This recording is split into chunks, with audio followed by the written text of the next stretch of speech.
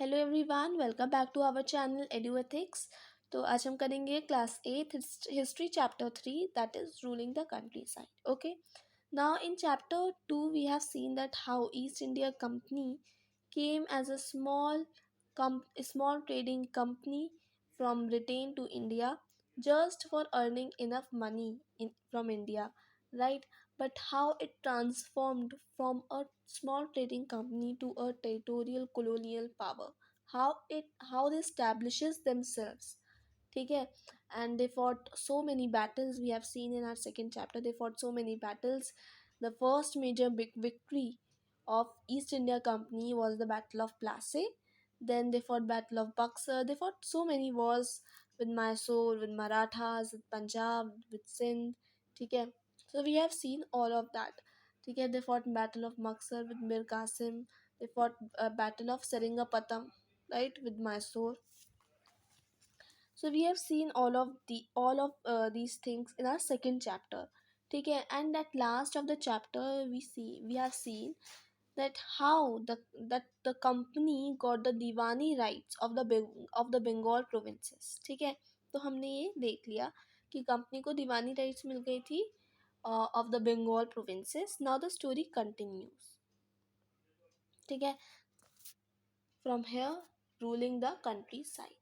Now in this chapter we are going to see how the company ruled the countryside. तो आपको अच्छे से second chapter आ जाना चाहिए ताकि आपको थर्ड चैप्टर्स के बाद वाले जो भी चैप्टर्स हैं वो भी अच्छे से समझ आ जाएं. ठीक है, सो आपको सेकेंड चैप्टर अच्छे से आ जाना चाहिए, otherwise you will not understand the third chapter and other chapters that we are going to study further. Okay, now we are going to see ruling the countryside. What do you mean by countryside? Countryside means rural areas, the small villages, town that comes in countryside. ठीक है, तो दीवानी rights मिलने के बाद how the company rule the country side. जैसे जो company है वो रूरल एरियाज, जो स्मॉल टाउन्स हैं उसमें रूल करती है. ठीक है, वो हम देखने वाले हैं. So company devised so many systems of assessment of revenue collection, such as the permanent settlement system, the Malwari system, the Munro system, the Rioti system. तो ये सब हम इस चैप्टर में आज पढ़ने वाले हैं. ठीक है, सो वीडियो को हम कुछ पार्ट्स में डिवाइड करेंगे, otherwise the video will go so long and the video will be a little bit of boring. ठीक है,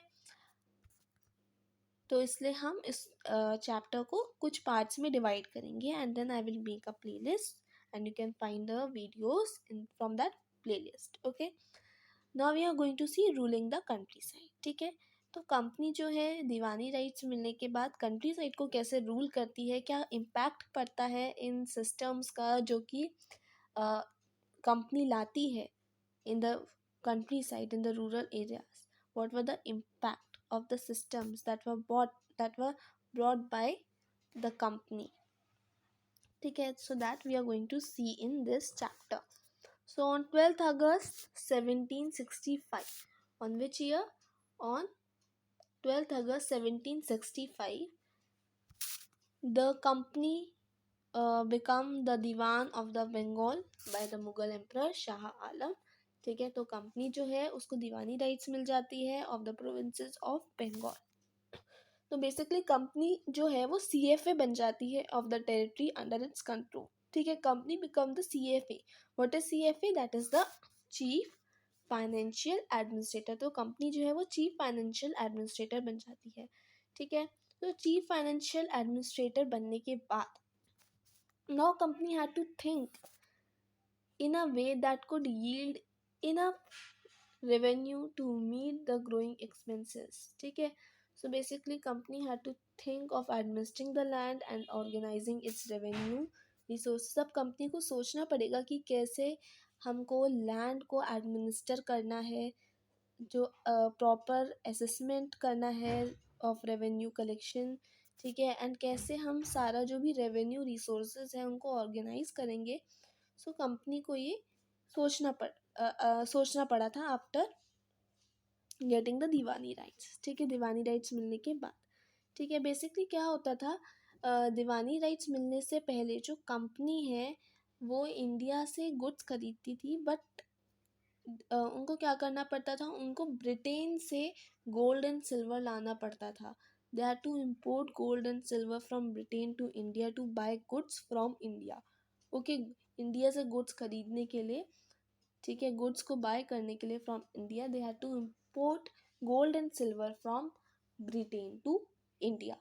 ठीक है, लेकिन दीवानी राइट्स मिलने के बाद क्या हुआ, दीवानी राइट्स मिलने के बाद द जो दीवानी राइट्स मिलने के बाद जो रेवेन्यू कलेक्ट करते थे east India company, they were enough to meet the growing expenses of the company. Okay, so the revenue that was collected by the East India Company was enough to meet the expenses of the company. ठीक है, यानी उन्हीं पैसों से, जिनसे revenue वो collect करते थे, उन्हीं पैसों से वो क्या करते थे, उन्हीं पैसों से वो गुड्स को खरीद लेते थे. ठीक है, at a very cheap price even. ठीक है, इतना ही नहीं बल्कि जो मनी है, जो रेवेन्यू है, उसको, उस रेवेन्यू को वो अपनी कंट्री ले जाते थे. ठीक है,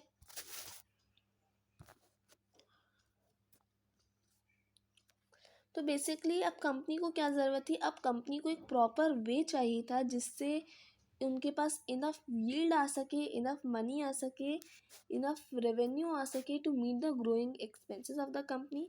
ठीक है, तो a trading company had also to ensure that it could buy the products it needed and sell what it wanted. तो इतना इनफ मनी वो कमा लें that it could buy the products, यानी इतना इनफ कमा ले कि जो प्रोडक्ट्स हैं उसको उन्हीं पैसों से, जो रेवेन्यू कलेक्ट कर रहे हैं उन्हीं पैसों से वो क्या कर सके, गुड्स को खरीद सके from India.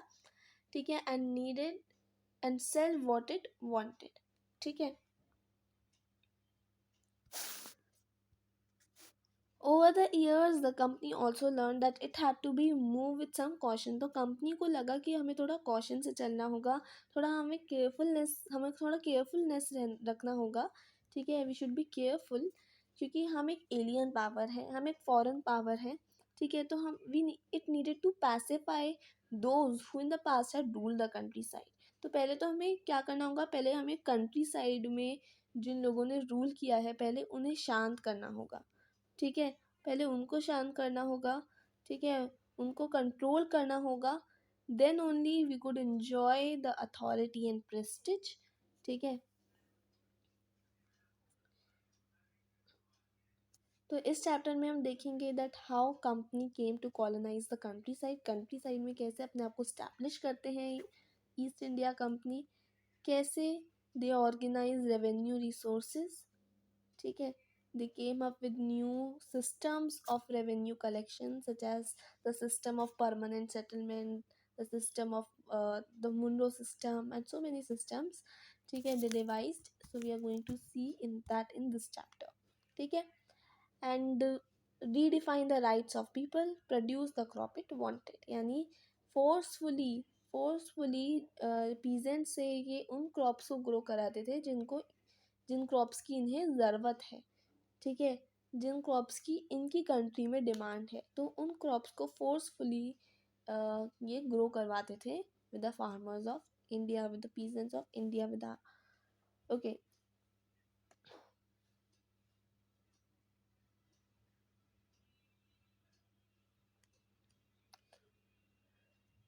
Revenue for the company. ठीक है, तो company had become the Diwan. Company जो है उसको दीवानी राइट्स मिल गई. ठीक है, लेकिन still they saw themselves primarily यानी मेनली एज अ ट्रेडर. अभी भी they saw themselves this that we are, अभी भी we are like a trader.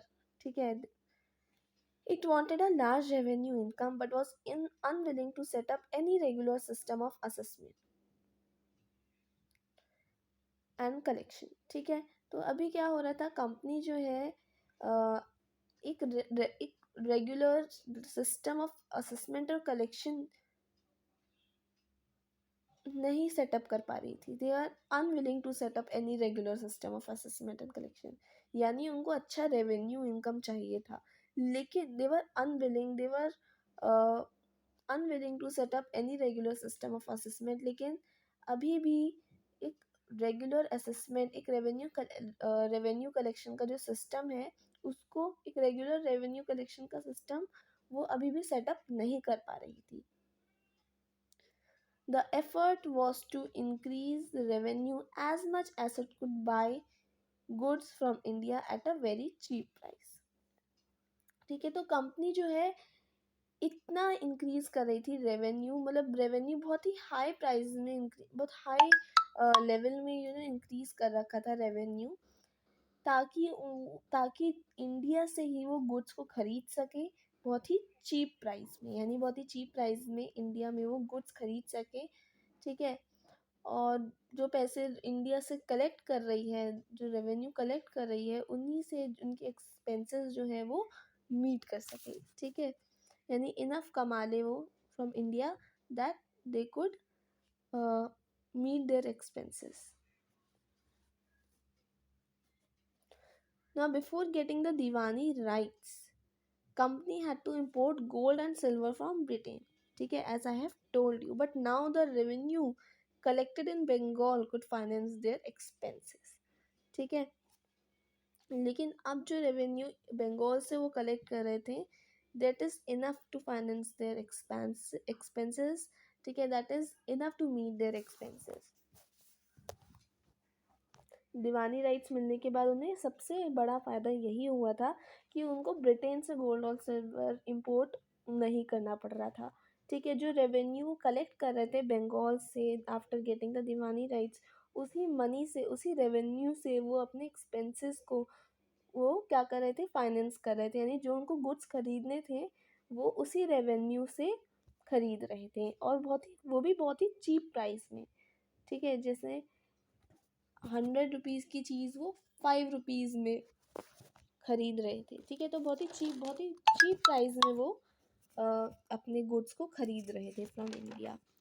ठीक है, इससे क्या होने लग गया, इससे बंगाल की इकोनॉमी बहुत ज़्यादा गिरने लग गई। बंगाल जो है वो एक बहुत ही डीप क्राइसिस में चला गया।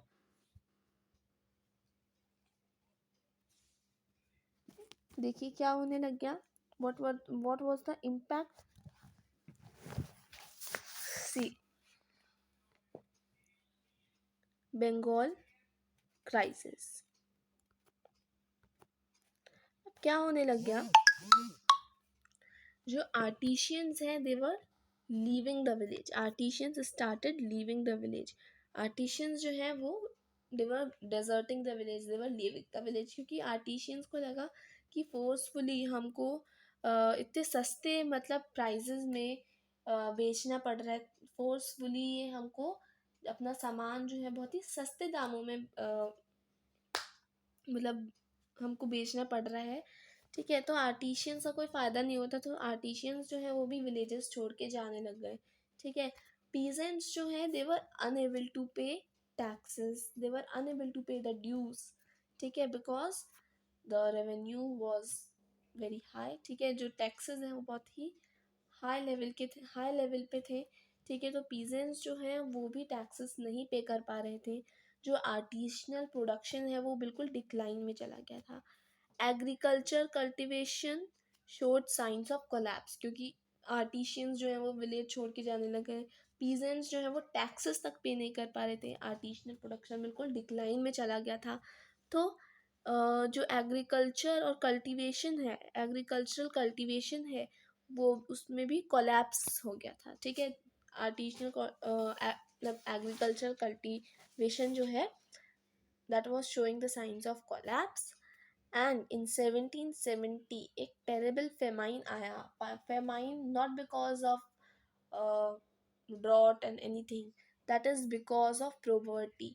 ठीक है, पॉवर्टी के वजह से, गरीबी के वजह से, लैक ऑफ फूड।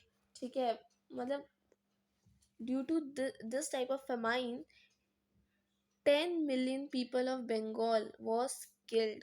ठीक है, means 1/3 of the population was wiped out from the Bengal। ठीक है, in which year, in 1770। ठीक है, तो अब मैं आपको एक जल्दी से एक बार आपको रिकैप करा देती हूँ अभी तक हमने क्या पढ़ा है, तो एक बार जल्दी से हम एक बार क्विक रिकैप कर लेते हैं। तो इसमें हमने अभी तक देखा है कि कंपनी जो है उसको दीवानी राइट्स मिल गई। ठीक है, दीवानी राइट्स मिलने के बाद कंपनी ने सोचा, मतलब कंपनी अभी भी एक रेगुलर सिस्टम ऑफ असेसमेंट जो है सेटअप नहीं कर पा रही थी। Company was unable to setup any regular system of assessment और ऑफ रेवेन्यू कलेक्शन। ठीक है, लेकिन कंपनी को क्या चाहिए था, कंपनी को इतना रेवेन्यू मतलब कमाना था, इतना रेवेन्यू कलेक्ट करना था कि वो अपना जो भी मतलब गुड्स है, कॉटन है, सिल्क है, उसको चीप प्राइसेस में ख़रीद सकें। ठीक है, एज मच एज पॉसिबल उसको बहुत ही सस्ते दामों में अपने गुड्स को ख़रीद सके। ठीक है, और अपने जो एक्सपेंसेस हैं उसको क्या कर सके, फाइनेंस कर सके। ठीक है, from the money it is collecting from the revenue, it is collecting from Bengal. ठीक है, नाउ अब इसमें क्या दे रखा है कि दीवानी राइट्स मिलने से पहले, before getting the Deewani rights, company को क्या करना पड़ता था, जो भी अपना गुड्स है उसको खरीदने के लिए ब्रिटेन से गोल्ड और सिल्वर जो है उसको इम्पोर्ट करना पड़ता था टू इंडिया। लेकिन आफ्टर गेटिंग दीवानी राइट्स मिलने के बाद जो रेवेन्यू वो कलेक्ट करते थे, उस रेवेन्यू से ही वो अपने एक्सपेंसेस को क्या कर लेते थे, अपने एक्सपेंसेस को फाइनेंस कर लेते थे। That money was enough to finance their expenses. ठीक है, और बहुत ही चीप प्राइजेस में वो अपना गुड्स खरीदते थे from the peasants and from the artisans. ठीक है, तो बहुत ही चीप प्राइजेस में वो सामान को खरीदते थे। Now the revenue collected in Bengal could finance the purchase of goods for export. ठीक है, लेकिन इन सब चीज़ों की वजह से क्या होने लगे, एक तो उन्होंने रेवेन्यू बहुत ही हाई कर रखा था, बहुत हाई लेवल में कर रखा था रेवेन्यू, ऊपर से बहुत ही चीप प्राइसेस में वो सामान खरीदते थे। ठीक है, फोर्स करते थे पीजेंट्स को एंड फार्मर्स को to sell their products at a very cheap price to the company. ठीक है, इससे क्या होने लग गया, इससे जो है बंगाल क्राइसिस होने लग गया, यानी बंगाल की इकनॉमी बहुत ज़्यादा गिर गई। बंगाल की इकनॉमी जो है they were facing a lot of a deep crisis basically. ठीक है, इससे क्या होने लग गया, due to all of these artisans जो हैं वो विलेजेस छोड़ के जाने लग गए। ठीक है, they start deserting villages, they started leaving the villages. ठीक है, विलेजेस छोड़ने लग गए, क्यों छोड़ने लग गए, क्योंकि आर्टिशियंस को कुछ फ़ायदा ही नहीं हो रहा था। ठीक है, क्योंकि उनको फोर्स किया जा रहा था to sell their products at a very cheap price to the company. ठीक है, बहुत ही चीप प्राइस में अपना सामान खरीदते थे, ऊपर से टैक्सेस बहुत ज़्यादा हाई थे, तो इसलिए आर्टिशियन को कुछ फ़ायदा नहीं हो रहा था बल्कि नुकसान ही हो रहा था। इसलिए आर्टिशियंस जो है वो विलेजेस छोड़ के जाने लग गए। ठीक है, they start leaving the villages. Peasants जो हैं वो ड्यूज पे नहीं कर पा रहे थे, they were unable to pay dues, they were unable to pay taxes because taxes बहुत ज़्यादा हाई थे। ठीक है, the taxes was fixed at a very high prices. ठीक है, so peasants were basically unable to pay the revenues, they were unable to pay the dues, the taxes to the company. ठीक है, artisanal production was in decline. ठीक है, artisanal production बिल्कुल decline में चला गया, क्योंकि आर्टिशियंस जो है वो विलेजेस छोड़ के जाने लग गए, और एग्रीकल्चरल कल्टीवेशन जो है उसमें कोलैप्स आने लग गया। 1770 में टेरेबल फेमाइन केम। ठीक है, due to poverty, due to lack of food, many people, 10 million people were killed because of the famine, due to the terrible famine. And due to all of this, one third of the population of the Bengal was wiped out. ठीक है, I hope आपको इतना समझ आ गया होगा। Now let's move to the next topic.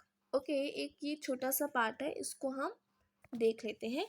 A weekly market in Murshidabad in Bengal. ठीक है, Peasants and artisans from rural areas regularly came to these weekly markets. तो ये एक वीकली मार्केट्स होते थे जिन्हें हम हाट्स मार्केट भी बोलते थे. आपने क्लास 7th में इफ़ यू रिमेंबर आपने पढ़ा है हट्टा मार्केट्स और हाट मार्केट्स के बारे में. ठीक है. तो पीजेंट्स और आर्टिशियंस जो है रूरल एरिया से रेगुलरली आते थे इन वीकली मार्केट्स में जिन्हें हाट मार्केट बोलते थे टू सेल देयर गुड्स. लेकिन due to the economic crisis के टाइम पर इन मार्केट्स में बहुत ही ज़्यादा गहरा अफेक्ट पड़ा था. ठीक है. इन हाट मार्केट्स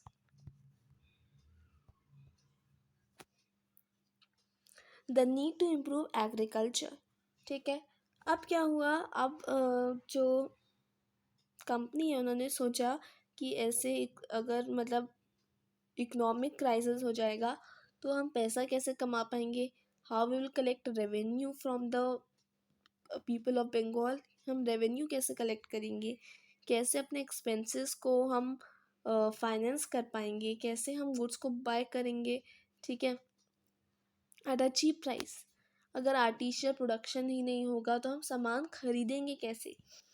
ठीक है. तो कंपनी ने इन सब बातों को सोचकर एक नया सिस्टम जो है उसको क्या करा, डिवाइस किया. This came up with a new system.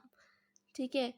and introduced the new system in 1793 that was the system of permanent settlement. ठीक है. तो आप टर्म से ही समझ सकते हैं. Permanent, permanent means that is fixed. ठीक है. तो आप इसको एक डायग्राम के थ्रू समझिए. ठीक है. आई थिंक थोड़ा बहुत आपको उससे समझ आ जाएगा. So by the terms of this settlement we are going to, by the terms of this settlement talukdars and zamindar basically वो रिकॉग्नाइज्ड एज ज़मींदार. अभी हम देखेंगे ऑल ऑफ दैट थिंग्स. सबसे पहले आप एक डायग्राम को ध्यान से देखिएगा. Okay. So this is a peasant. Okay. ये पीजेंट है and this peasant is giving rent to the zamindar, that is the intermediary between the East India Company and the peasant. Okay. So this is the zamindars and this zamindar is giving the revenue to the East India Company. ठीक है. तो ये क्या है, ये peasant है ना. He is giving rent and the zamindar is giving revenue to the East India Company and the revenue is fixed. Okay. So let's suppose the rent that peasant is giving to the zamindar is 50,000. Okay. And the revenue that zamindar is giving to the East India Company is fixed and that is 30,000.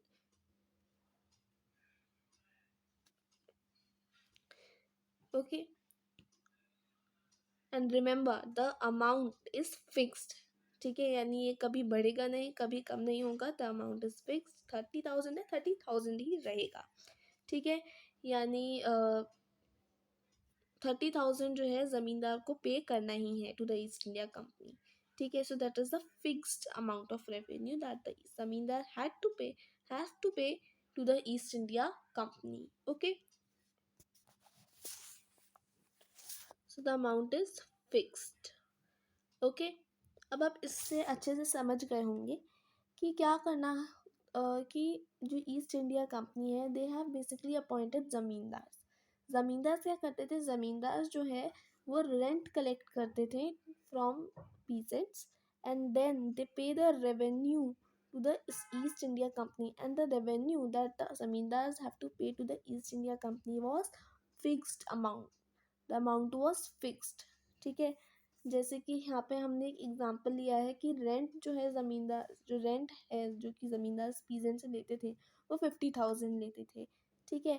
वो 50,000 लिया है and उसमें से 30,000 rupees जो है they give 30,000 rupees to the East India Company as revenue and this 30,000 is a fixed amount. Okay.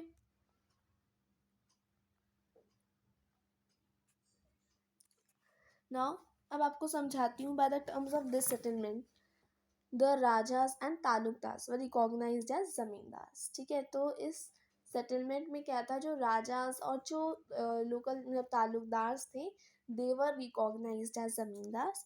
And what is the work of the zamindar? Basically zamindars are the intermediary. zamindars had to collect rent from the peasants. ठीक है, तो जमींदार को क्या करना होता था, जमींदार जो है उनको रेंट कलेक्ट करना होता था from the peasant. And then what zamindars will do, zamindars will pay the revenue to the East India Company, and the revenue that the zamindars have to pay to the East India Company was permanently fixed. The revenue to be paid was basically permanently fixed. ठीक है, permanently fixed था. ठीक है, अब company officials ने क्या सोचा, company officials को लगा था कि तो बहुत ही अच्छा सिस्टम है, इससे क्या होगा. ठीक है, now this is what that the company officials thought. ठीक है, अभी सच्चाई क्या थी, मतलब इस सिस्टम का क्या इम्पैक्ट हुआ, वो अभी हम देखेंगे. अभी हम देख रहे हैं कि कंपनी ऑफिशियल्स ने क्या सोचकर इस सिस्टम को इंट्रोड्यूस कराया था बेसिकली. ठीक है, कंपनी ऑफिशियल्स ने सोचा that this would ensure a regular flow of revenue. यानी चाहे मार्केट डाउनफॉल में जाए, चाहे प्रोडक्शन जो है वो अच्छा हो खराब हो, हमको 30,000 रुपीज़ जो है फ्लो में मिलता रहेगा हर महीने. ठीक है, that is a fixed amount of revenue जो हमें मिलता रहेगा हर महीने. ठीक है, तो पहला फ़ायदा तो ये लगा मतलब कंपनी ऑफिशियल्स को. दूसरा फ़ायदा उनको लगा that zamindars will invest in improving the land. ठीक है, ज़मींदार जो है वो लैंड को इम्प्रूव करने में इन्वेस्टमेंट करेंगे. ठीक है, क्योंकि ज़मींदार अगर लैंड को इम्प्रूव करने में इन्वेस्टमेंट करेंगे, ठीक है, तो प्रोडक्शन अच्छा होगा, पीजेंट्स जो है वो अच्छा मतलब प्रोड्यूस कर पाएंगे.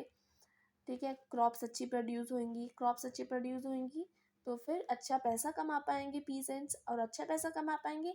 सो मतलब रेंट जो है वो ज़मींदार को अच्छा मिलेगा, मतलब रेंट जो है वो अच्छा पे कर पाएंगे ज़मींदार को. और अगर ज़मींदार को रेंट अच्छा पे कर पाएंगे तो हमको भी पैसे मिलते रहेंगे टाइम टू टाइम, और ज़मींदार जो है वो भी लैंड में इन्वेस्टमेंट करते रहेंगे. ठीक है, तो that is what the company officials thought. And one more thing, that is the zamindars would benefit in the increased population, in the increased production of the land. Now that is what the company officials thought, but the reality was not like that.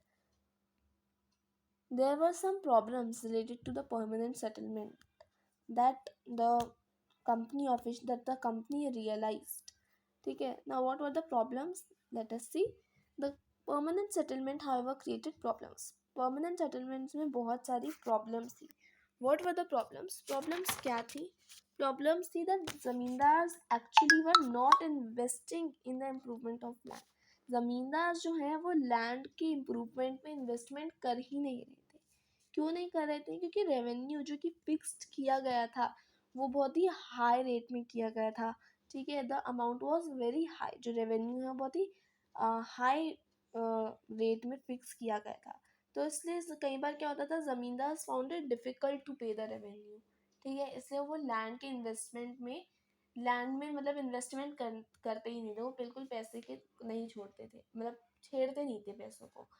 वो peasant से revenue collect करते थे and then they directly give the fixed amount of money to the company. ठीक है, but the amount that was fixed was actually very high that sometimes even zamindars found it difficult to pay.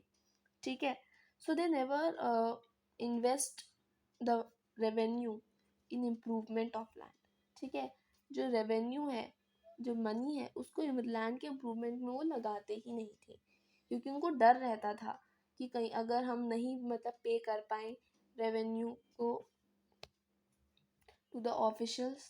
ठीक है, और अगर अगर मतलब कोई भी मतलब ज़मींदार जो है वो नहीं कर पाता pay revenue to the company officials, then they lost his zamindari rights. यानी अगर कोई ज़मींदार जो है वो रेवेन्यू नहीं पे कर पाता to the company, then that zamindar will lost his revenue, that zamindar will lost his rights।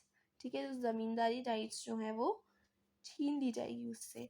ठीक है, और वो किसी और को दे दी जाएगी। इसलिए ज़मींदार जो है इस डर से कि उनकी ज़मींदारी राइट्स छिन जाएंगी उनसे, तो ज़मींदार जो है वो अपना जो मनी है, जो रेवेन्यू कलेक्ट करते हैं, वो रेंट कलेक्ट करते हैं फ्रॉम द पीसेंट्स, उसको बिल्कुल नहीं छेड़ते थे। उसको डायरेक्टली जो फिक्स्ड अमाउंट ऑफ मनी है उसको दे देते थे टू द कंपनी ऑफिशियल्स। दूसरी चीज़ ये थी, by the first decade of the 19th century situation बिल्कुल चेंज हो गई थी। जो प्राइसेस है मार्केट में वो रोज़ हो गए थे, प्राइसेस जो है मार्केट में वो बढ़ गए थे। मार्केट में प्राइसेस बढ़ गए थे तो कल्टीवेशन जो है वो एक्सपैंड होने लग गया था, जिसकी वजह से क्या हुआ, ज़मींदार जो है उनको काफ़ी अच्छी इनकम आने लग गई। ठीक है, अच्छी इनकम आने लग गई तो ज़मींदार जो है वो ज़्यादा रेंट कलेक्ट करने लग गए फ्रॉम द पीजेंट्स। लेकिन a fix amount of money जो है वो मिल रहा था टू द कंपनी ज़मींदार को खूब मतलब अच्छा इनकम आया, लेकिन that there is no gain for the company, क्योंकि कंपनी को वही फिक्स अमाउंट ऑफ मनी मिलना था जो उनको पहले मिल रहा था, है ना। मार्केट में डिमांड इंक्रीज होने के बावजूद भी उतना ही अमाउंट मिलना है उनको जो उनको पहले मिल रहा था, बल्कि उनको अब उससे ज़्यादा मिल सकता था। ठीक है, तो इसलिए ये कुछ प्रॉब्लम्स थी दैट वर क्रिएटेड, ठीक है, in the system of permanent settlement. Even then the zamindar तब भी मतलब अच्छा इनकम आने के बावजूद भी ज़मींदार जो है they were not interested in improvement of land, in improving the land, they did not have any interest to improve the land. ठीक है,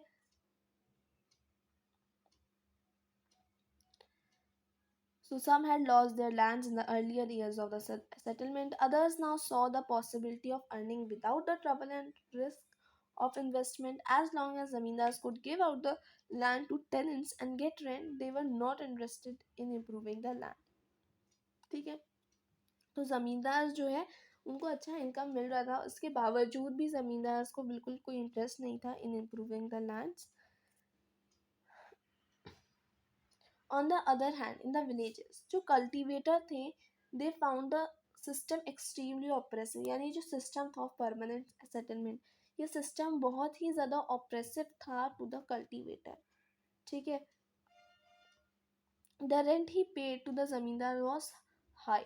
जो रेंट पे करते थे कल्टीवेटर ज़मींदार्स को वो बहुत ही ज़्यादा हाई था। एक चीज़ आप ध्यान रखिएगा कि पहले क्या होता था, before this system of permanent settlement, जो लैंड है, ठीक है, इसमें कल्टीवेशन कर रहा है कल्टीवेटर। ठीक है, एंड ये कल्टीवेटर का ही लैंड है। लेकिन परमानेंट सेटलमेंट के बाद, ठीक है, जो ज़मींदार है वो इस लैंड का ओनर बन जाता है। ठीक है, इस लैंड का ओनर कौन बन जाता है, ज़मींदार बन जाता है। और जो कल्टीवेटर है, कल्टीवेटर का फिर ये लैंड नहीं रहता, ये लैंड किसका हो जाता है, टू द ज़मींदार। ठीक है, ज़मींदार जो है इस लैंड का ओनर हो जाता है और कल्टीवेटर का लैंड नहीं रहता। Cultivator is just like a tenant. ठीक है, टेनेंट की तरह इस लैंड में कल्टीवेट करता है। इवन अपने खुद के लैंड के लिए वो टैक्सेस मतलब रेंट भी पे करता है टू द ज़मींदार। ठीक है, सो कल्टीवेटर जो है उसको सबसे ज़्यादा ऑप्रेस्ड किया गया था बेसिकली सिस्टम में। ठीक है, कल्टीवेटर जो है उसको टैक्स पे रेंट पे करने के लिए बेसिकली समटाइम्स रेंट बहुत ज़्यादा हाई था। ठीक है, जो रेंट पे करते थे कल्टीवेटर टू द ज़मींदार वॉज सो हाई। ठीक है, तो इसलिए क्या करना पड़ता था कल्टीवेटर जो है उनको मनी लेंडर से रेंट लेना पड़ता था, मतलब बेसिकली सॉरी लोन लेना पड़ता था from the money lender to pay the rent. ठीक है, रेंट पे करने के लिए मनी लेंडर से लोन लेना पड़ता था। ठीक है, और कई बार क्या होता था, कई बार जो है वो मनी लेंडर को मतलब कई बार, and when he fail to pay the rent, और कई बार रेंट जो है वो पे नहीं कर पाते थे, they fail to pay the rent, ठीक है, then they were evicted from the land he had cultivated for generation. अब आप इस पूरे पैराग्राफ को समझिए। इसमें क्या है बेसिकली, इसमें आपको ये बताया है कि जो इस सिस्टम की वजह से जो कल्टीवेटर्स हैं उनको सबसे ज़्यादा ऑप्रेस्ड किया गया था, ठीक है। जो रेंट कल्टीवेटर को पे करना पड़ता था टू द ज़मींदार वो सो हाई, बहुत ज़्यादा हाई रेट पे था वो रेंट, ठीक है। तो इसलिए कई बार क्या होता था, कई बार कल्टीवेटर्स को मनी लेंडर्स से, जो मनी लेंडर्स हैं उनसे लोन लेना पड़ता था टू पे द रेंट। और कई बार क्या होता था, कई बार कल्टीवेटर्स जो है they were fail to pay the rent, कई बार पे नहीं कर पाते थे रेंट को, और उनको उस लैंड से जिनको जिनके उनके मतलब बहुत सारे आप कह सकते हैं पूर्वज जो है उनके, उन्होंने लैंड को, जिस लैंड को कल्टीवेट किया है सालों से, बहुत सालों से उस जिस लैंड को कल्टीवेट किया है वो लैंड उस कल्टीवेटर का नहीं रहता, उस लैंड से उसको निकाल दिया जाता है, ठीक है। Now what is Mahal? In British revenue records, Mahal is a revenue estate which may be a village or a group of villages. Basically महल एक village या फिर एक group of villages को कहते हैं, ठीक है। Now let us see a new system is devised, ठीक है।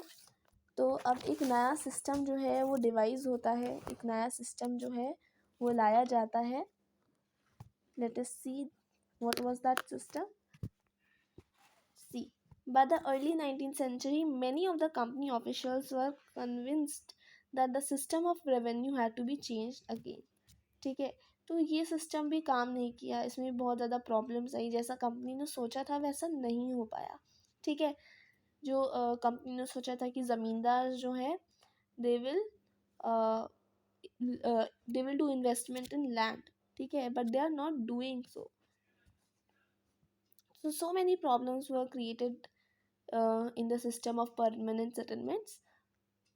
So by the early 19th century, company thought that this system is not working.